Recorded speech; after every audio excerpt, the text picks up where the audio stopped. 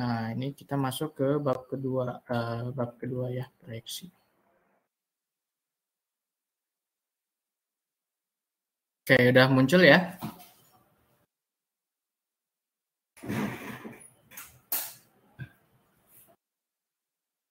Oke, silakan bagi teman-teman yang butuh catatan boleh dicatat. Kalau yang ngantuk silakan ke kamar mandi dulu ya, karena ini butuh fokus materi ini. Yang belum sarapan boleh sambil sarapan ya. Oke. Kita mulai. Bismillah. Setelah mempelajari, nih jadi tujuannya ya, setelah mempelajari materi ini ya, jadi yang pertama itu paham prinsip proyeksi suatu benda pada bidang proyeksi. Kemudian tahu jenis-jenis proyeksi yang digunakan dalam standar gambar teknik. Gitu. Jadi nanti ada beberapa jenis. Nah, utamanya itu yang dua ini nih. Nih, memahami proyeksi sudut pertama atau Eropa ya, dan sudut proyeksi ketiga itu Amerika. Nah, ini kemudian nanti menempatkannya gimana gitu. Nah, ini intinya nih. Dari 1, 2, 3, 4 ini ya. Poinnya dari 3, kemudian dan yang keempat ini bisa menerapkannya aplikasinya. Gambar proyeksi, jadi kalau dikasih bentuk benda gitu, nah itu bisa digambar nih, gambar proyeksi suatu benda ke dalam proyeksi standar gambar teknik. Oke, ini. Oke, selanjutnya ya. Kita masuk dulu ke proyeksi. Oke, nah ini. Nah, pertanyaan pertama itu, kalau diminta untuk menggambar, lebih mudah mana? Gambar bentuk 3 dimensi atau gambar bentuk 2 dimensi? Oke, saya mau nanya, siapa nih? Coba raise hand yang.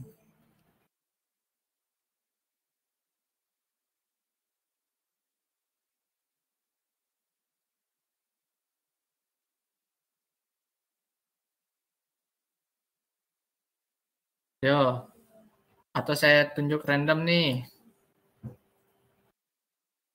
Tunjuk random ya. Ahmad Zainal Muntaha.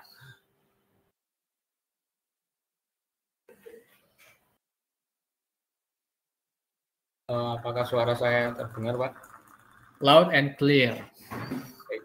Kalau saya pribadi lebih gampangan yang 2 dimensi sih, Pak. 2 dimensi, kenapa? Ya karena memang hanya satu sudut pandang yang terlihat gitu, Pak. Jadi memudahkan kita dalam memvisualisasikan dalam satu bentuk pandang. Kalau 3 dimensi kan banyak nih, Pak, sudut pandangnya. Jadi ketelitian dan kedetailannya itu jauh lebih rumit kalau menurut saya seperti itu, Pak. Oke, Ahmad ya, siap. Menurut Ahmad lebih sulit yang 2 dimensi. Coba kita tunjuk lagi random ya. Oke, ini ada muncul namanya Reza Sahrial Amri. Hadir. Ini dari tadi cowok semua, coba saya random tapi yang cewek ada nggak nih?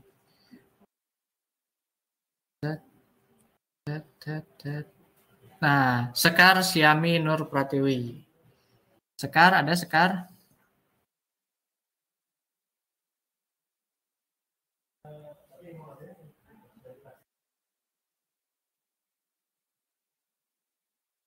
Oke, nggak ada.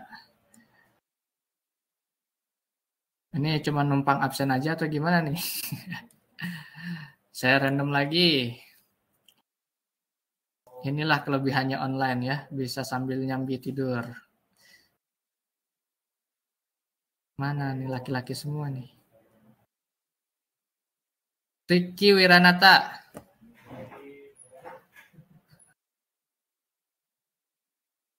Iya Pak, saya Pak. Oke, Ricky. Menurut Ricky gimana Ricky? Lebih asik, lebih mudah mana? Menggambar 3 dimensi atau 2 dimensi? Kalau menurut saya sih lebih ke 3 dimensinya Pak. 3 dimensi ya, oke. Kenapa alasannya? Karena kita tinggal buat satu part aja terus sudah bisa mempresentasikan bentuk dari benda itu gitu. Kalau 2 dimensi kan harus buat pandangan atas, depan, samping. Oke. Nah, menarik ini. 2 orang dengan 2 jawaban berbeda. Nah, begitulah. Nah, jadi begitulah proyeksi gitu, tergantung sudut pandang ya gitu. Ada orang yang suka lebih mudah menurutnya 3 dimensi, ada yang lebih mudah 2 dimensi. Makanya kita pelajari dua-duanya nih di sini. Nah, dalam kasus bentukan ini gitu ya, dalam kasus dalam kasus gambar teknik gitu ya. Nah, benda yang 3 dimensi itu terkadang tidak bisa juga menampilkan bentukan-bentukan tertentu karena terhalang oleh pandangan lainnya gitu. Misalkan ya, saya tunjukkan yang ini. Bentar.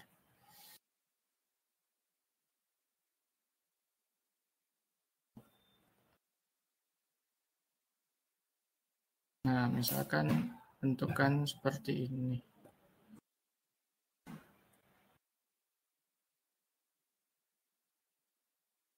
Oke.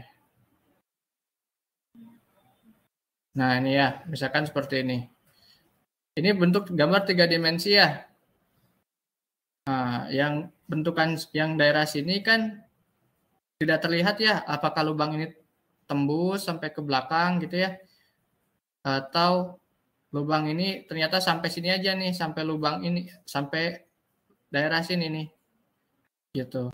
Ini kan tidak begitu terlihat jelas ya, betul nggak? Nah, sehingga dalam kasus-kasus tertentu, ya, bukan kasus-kasus tertentu, sehingga bentuk benda-benda 3 dimensi itu perlu dibuatkan 2 dimensinya dengan beberapa pandangan tertentu gitu untuk menampilkan secara jelas gitu bentukan benda tersebut seperti apa. Nah, jadi ya proyeksi itu adalah metode penggambaran suatu pandangan ya yang terlihat mata yang digambarkan pada suatu bidang datar dibantu dengan garis-garis maya. Apa garis-garis maya itu apa nanti? Nah, nanti kita pelajarin. Baik garis-garis yang memusat atau garis-garis paralel. Itu juga pusing. Apa itu? Jadi poinnya adalah tadi seperti yang bahasa simpelnya dari saya adalah kita menggambarkan bentuk 3 dimensi ke bentuk 2 dimensi dalam selembar kertas dengan teknik-teknik tertentu. Nah, itu aja lah singkatnya gitu. Nanti kita akan tahu garis-garis maya itu apa, garis memusat paralel itu apa, nanti tahu sendiri gitu. Nah, contohnya seperti ini kalau pesawat ya gitu. Dia ada pandangan atas ya, kalau pesawat ini pandangan depannya seperti ini dari sampingnya gitu ya. Nah, kemudian kalau dilihat dari atas seperti ini, kemudian dari sampingnya bentuknya seperti ini. Gitu. Nah, jadi pesawat ini yang asalnya 3 dimensi kita ubah ke bentuk 2 dimensi seperti ini. Nah, gitu. Oke.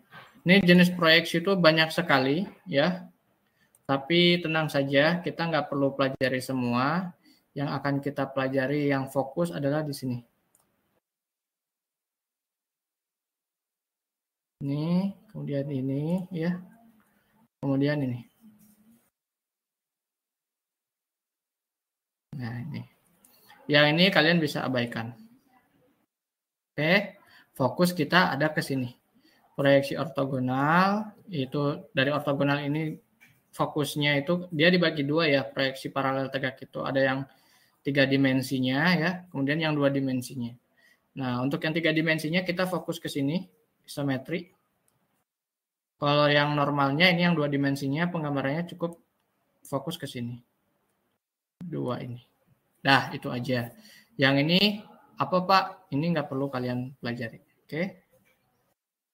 Nah, ini proyeksi. Nah, ini yang tadi ya, yang kalau yang kita lihat di sini perspektif nih, ini dipakainya sama orang-orang arsitektur ya. Sipil juga dia belajarnya yang kayak gini. Gitu. Kita skip ini karena tidak cocok digunakan di teknik mesin. Pada manufaktur tidak cocok. Nah, ini juga sama, ini skip aja ya. Kita langsung masuk ke sini. Nah, ini. Proyeksi paralel tegak atau namanya ortogonal gitu. Sebagaimana namanya ya, ortogonal. Orto itu artinya tegak, gonal itu sudut. Nah, kalau kita lihat, ini kan tadi itu definisi proyeksi itu kan memindahkan bentuk 3 dimensi ke selembar kertas ya dalam bentuk 2 dimensi. Nah, ortogonal itu sudutnya tegak, jadi begitu kita ngelihat langsung 90 derajat gitu ya di hadapannya, itu langsung pindahkan, tarik garis lurus seperti itu, garis sejajar nih. Misalkan saya punya bentuk ini ya, kalau saya lihat dari arah sini ya kan, yang sisi yang ini fokus di sisi ini ya, sisi ini itu kan hanya terlihatnya seperti ini ya, garis seperti ini, garis lurus saja. Yang tegak ini itu kalau saya lihat dari sini hanya terlihat garis lurus sini aja ya. Bagian belakangnya nggak kelihatan kan ya. Nah, yang ini bagian yang sini ada putus-putus ya. Nah, itu di sini digambarkan dengan garis strip putus-putus gitu, strip-strip seperti itu. Nah, ini bagian yang seperti ini. Yang menekuk ke dalam ya. Itu digambarkannya cukup seperti ini. Tuh. Karena apa? Ini dari sini kita tarik garis yang ini ya, sisi yang ini nih, tegak ini kan geser ke sini tegak. Yang ini pindahkan ke sini tegak gitu. Nah, sampai sini ini tentang proyeksi paralel tegak. Nah, paralel tegak itu tadi kan dibagi jadi 2 ya. Ada yang isometri ya, ada yang 2 dimensi. Kita belajar yang ini dulu ya, yang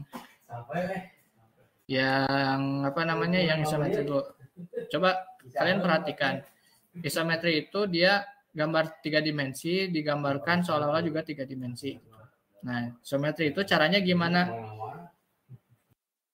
Ada misalkan ini ada kubus ya, ditegakkan seperti itu. Kemudian dia diputar 45 derajat. Ya, gambarnya seolah-olah diputar 45 derajat. Kemudian dinaikkan sedikit sebesar berapa derajat itu?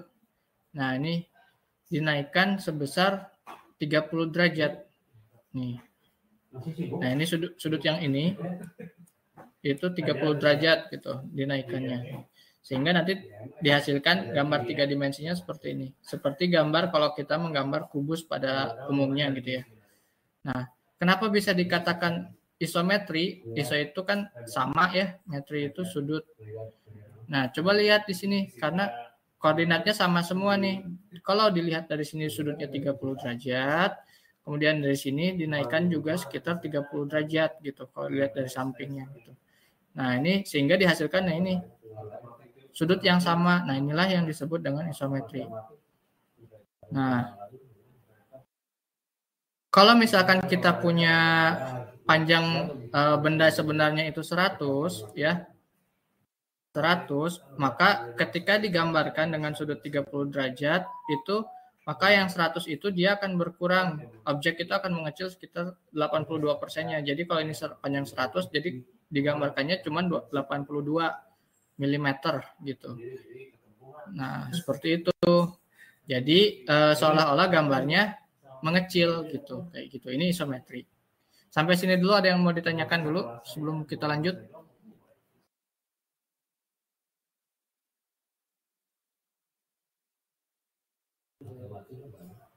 Pak.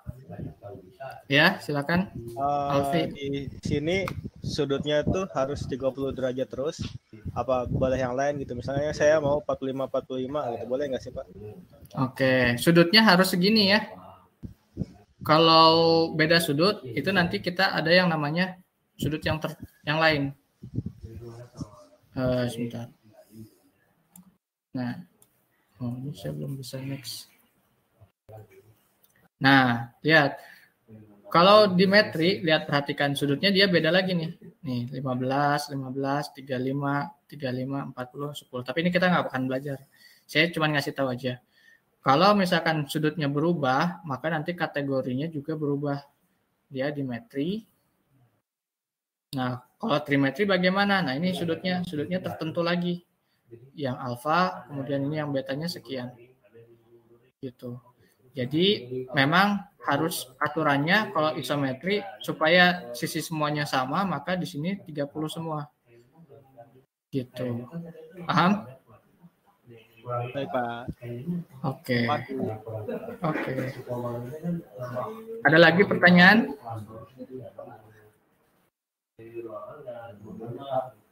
Kita lanjut ya.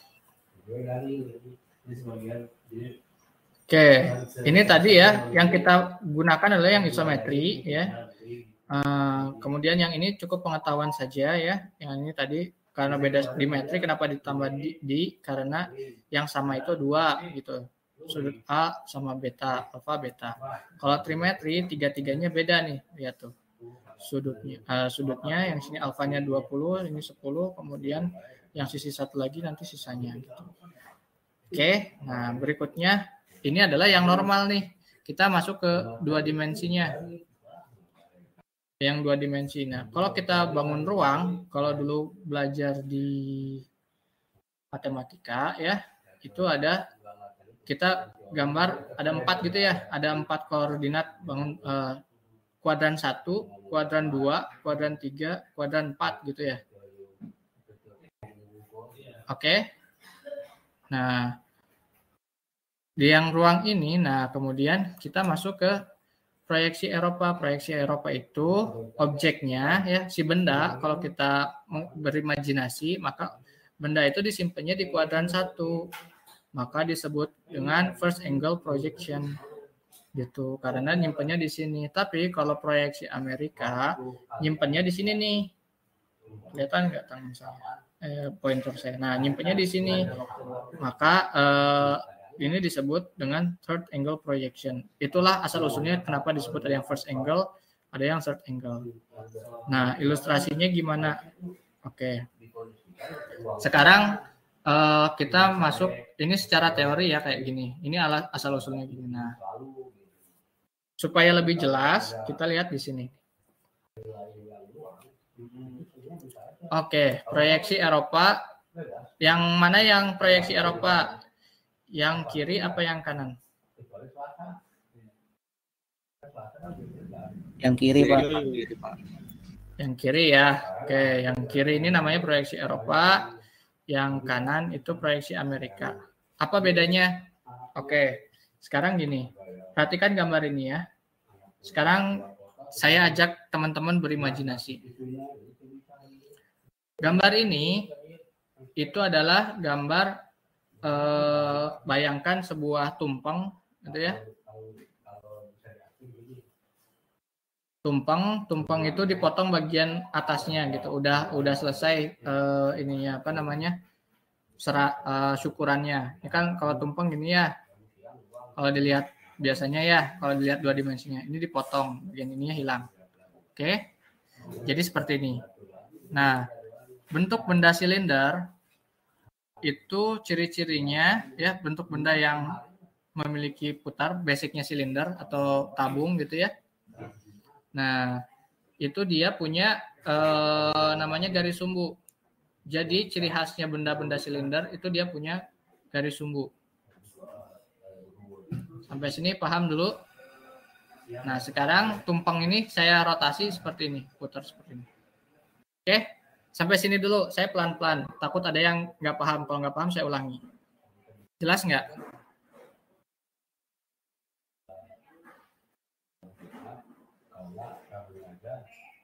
Jelas, Pak. Ada yang nggak jelas? Ayo, jangan sungkan bertanya supaya saya bisa ngulangin lagi. Kalau ada yang nggak jelas, silakan acungkan tangan supaya bisa diulangin lagi. Ya, Pak. Boleh diulang nggak, Pak? Oke. Saya ulangi ya. Ya, Pak. Terima kasih, Pak. Oke. Perhatikan ini ya. Gambar ini itu merupakan, bayangkan tumpeng ya. Tumpeng itu dilihat 2 dimensi ya dari depan, tapi ujung kepalanya udah nggak ada nih. Terus saya putar jadi seperti ini. Gitu kan? Nah, untuk mencirikan bahwa benda ini adalah silinder gitu ya, bukan persegi gitu ya, bukan bangun datar, maka harus ditambahkan garis sumbu. Nah, garis sumbu ini mencirikan bahwa benda itu adalah silinder putar gitu ya, bisa diputar. Oke, sampai sini ya. Oke, sudah terbayang bentuk bendanya?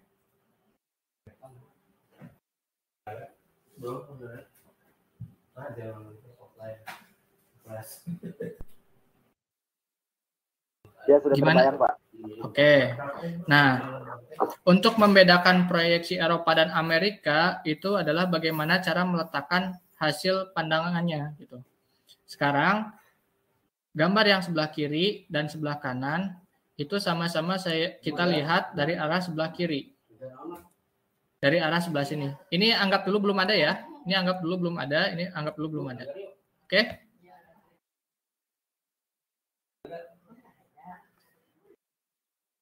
Oke, fokus dulu ke benda yang ini dan ini. Sama kan, bendanya sama ya.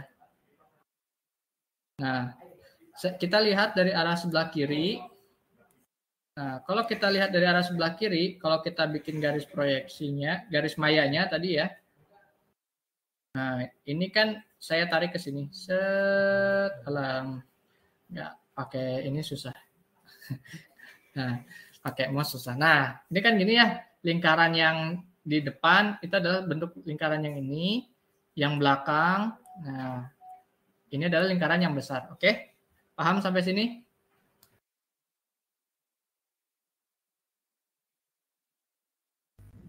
Paham Pak. Paham, Pak. Paham, Pak. Oke, nah.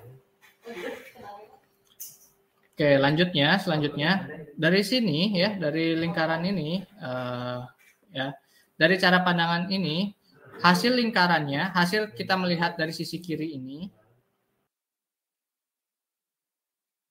ini kita simpan di kanan.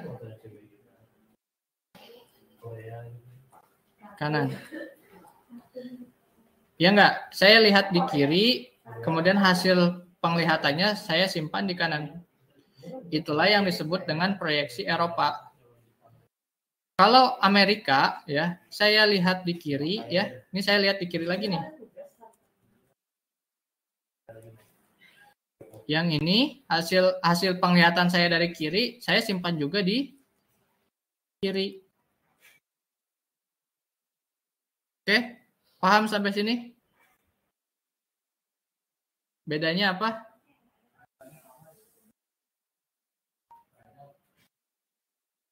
Perlu diulang? Belum kebayang Pak yang perbedaannya. Pak, proyeksi yang Amerika belum paham, Pak. Oke, sekali lagi ya. Saya hapus dulu.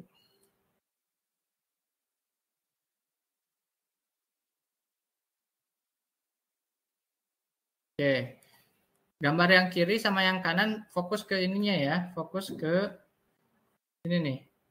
Benda ininya dulu. Ini benda yang ingin kita lihat. Oke. Kita sama-sama lihat dari kiri ya. Ini kan dari kiri. Kirinya benda ini ya. Ini kiri. Yang ini juga kiri kan. Nah, saya lihat dari kiri. Kalau bentukan ini, saya lihat dari kiri. Nyimpannya di mana? Hasil saya ngelihat dari kiri, nyimpannya di kanan ya. Kanan dari si benda ini. Kanan dari si benda ini ya kan. Sebelah kanannya kan. Kalau proyeksi Amerika, saya nyimpen di kiri. Ini ya, saya lihat dari kiri. Dari arah sini juga bendanya. Hasil penglihatan benda ini, saya proyeksikannya malah ke sini kan. Tuh, ke kiri lagi. Nyimpennya. Saya lihat dari sini, simpennya di sini lagi. Ya enggak? Ini kiri. Ini Amerika.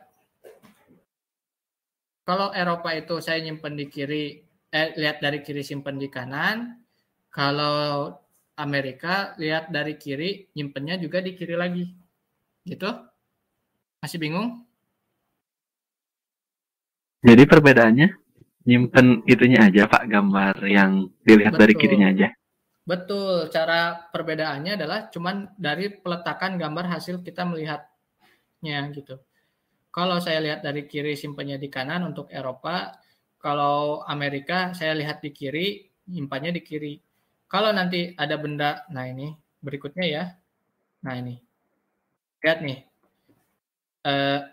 Eropa saya lihat dari atas ya, simpan hasil bendanya, potongannya di bawah. Saya lihat dari sebelah kiri, dari kanan ini ya, kanan nyimpan hasil potongannya di sebelah kiri. Nih coba lihat. Garis ini kan terlihat jelas ya. Ini kan. Ya. Kalau dilihat bentuknya kan jadi seperti ini. Nah, itu kalau kita simpan nanti disimpannya di bawah nih. Kalau saya lihat dari depan, nanti simpannya di belakang. Tuh. Ini sudut A ya. A itu pandangan depannya dilihat dari sini. Nah, ini lihat. Ini kan kelihatan jelas. Ini kelihatan jelas. Ini garis ini, garis ini. Ini pandangan utamanya bentuknya seperti ini. Saya lihat bendanya dari atas. Ya, saya lihat dari sini nih, dari arah B nih. B itu simpannya di mana? Hasil pandangan B itu simpannya di bawah. Oke.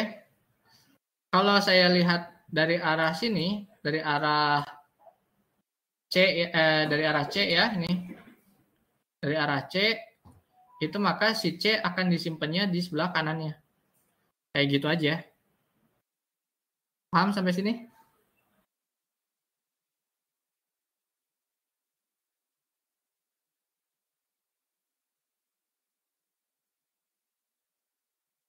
Paham nggak? Paham, Pak. Oke, kalau kita lihat contoh real bendanya ya. Nah, setiap etiket itu dia punya identitas di sini. Nah, ini kira-kira apa nih? Proyeksi apa? Amerika atau Eropa? Eropa. Eropa ya. Bendanya di sini, dilihat dari sebelah kiri, nyimpennya di kanan. Ada lagi contoh nggak ya? Coba yang gambar Jepang. Coba.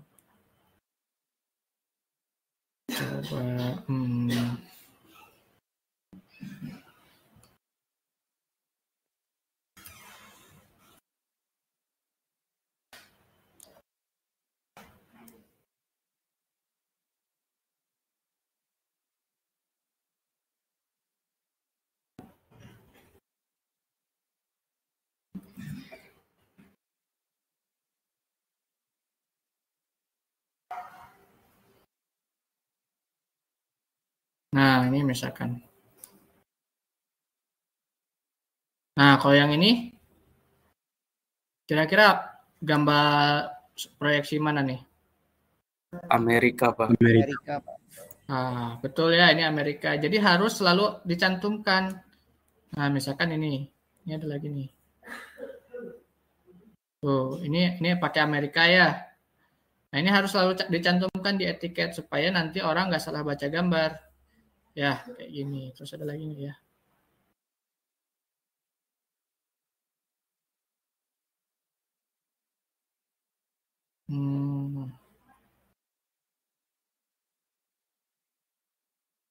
Nah, ini misalkan. Tuh, selalu dicantumkan ya. Ini apa nih?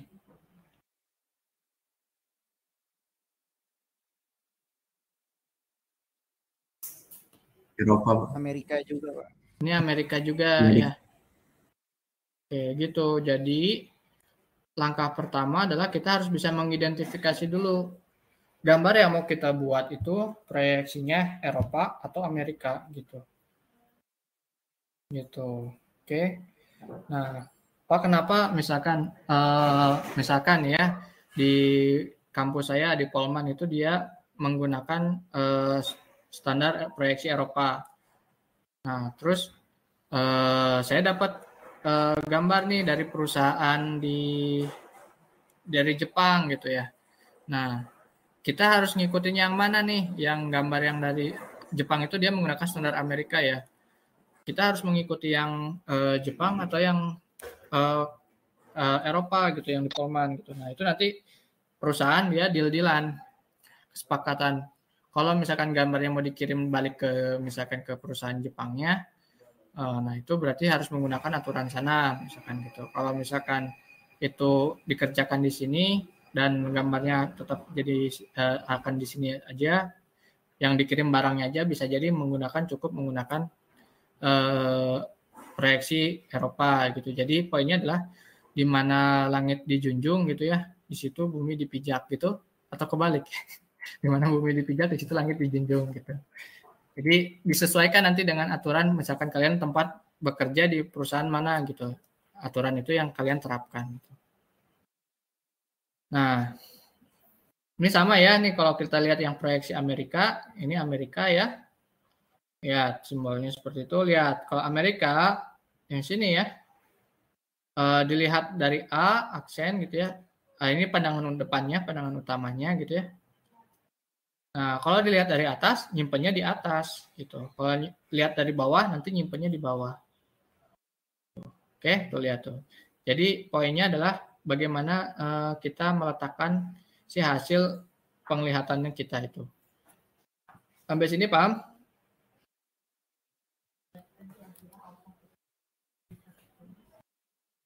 Jelas ya? Saya lanjutkan.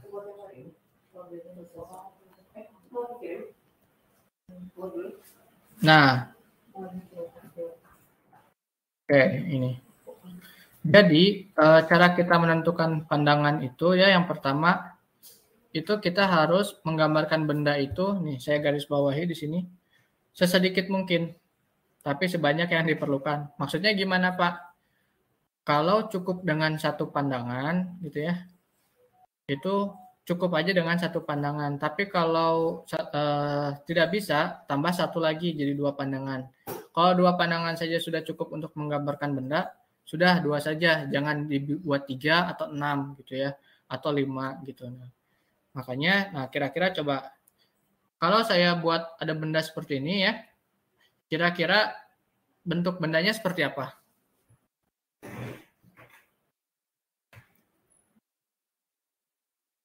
Kotak ada hole Pak. Oke, tadi Raihan bilang ini bentuknya kotak, terus ada apa?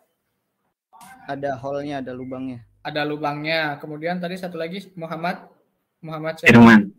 Muhammad Firman. Mau bicara seperti apa kalau menurut Firman? Kubus yang ada lubang di tengahnya gitu. Kubus yang ada lubang di tengahnya juga. Oke. Ada lagi pendapat yang lain? Itu kotak Pak, terus yang bagian lingkarannya itu bagian tonjolan ke depan. Oke, nah jadi ada 2 pendapat ya kalau kita lihat benda ini. Tadi yang pertama itu ada yang kotak kemudian ada lubangnya, kemudian tadi yang kedua menurut Ricky ini ada kotak jadi ada tonjolannya, ya kan?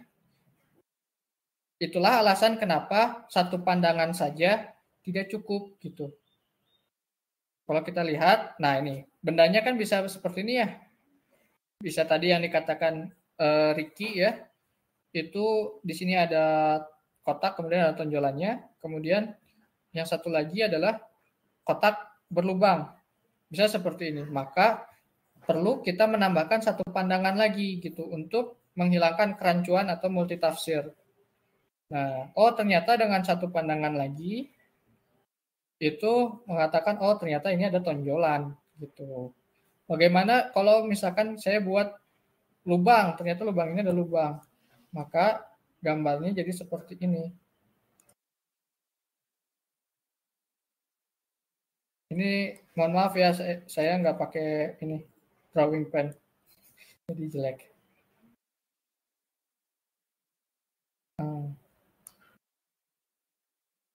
Ini kalau misalkan kasusnya, nah ini saya tarik ya.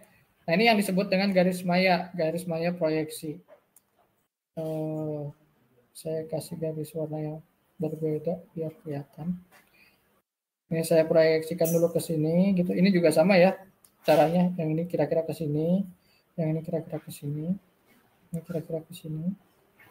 Nah, kemudian di sini ada lubang yang terhalang kan, lubang. Kalau lubang kita gambarkan putus-putus. Putus. Itu ya. Putus. Ini putus. Dari sumbunya relatif sama ya panjangnya, bukan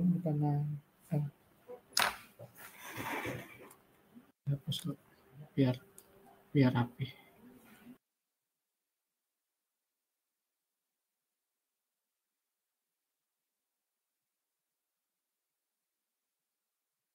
Nah, gitu ya. Kalau bentuknya lubang, maka gambarnya seperti ini. Tapi kalau bentuknya tonjolan, maka dia jadinya seperti ini. Oke?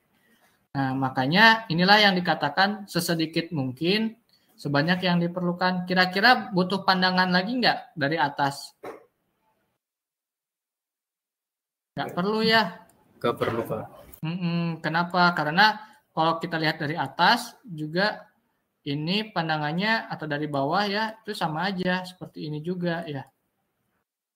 Dan bentuknya kotak ya. Mau lihat dari atas, dari samping itu sama aja. Jadi cukup 2 pandangan. Nggak perlu kita bikin 3. Nah, terima kasih. Assalamualaikum. Selamat pagi. Waalaikumsalam warahmatullahi wabarakatuh. Selamat pagi, Pak. Terima kasih, Pak. Terima kasih, Pak.